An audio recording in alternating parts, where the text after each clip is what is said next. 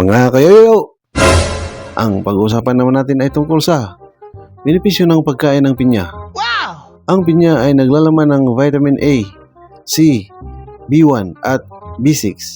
Isa sa pinakamasarap at masustansyang prutas. Mayroon din itong maraming benepisyo sa kalusugan Are you sure? na makakatulong na mapanatiling malusog at masigla ang ating katawan.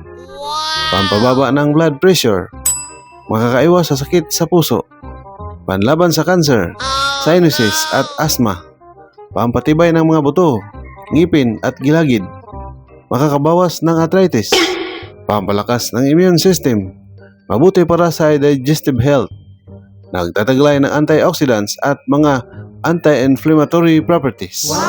Thank you for watching, mga kayoyo. God bless!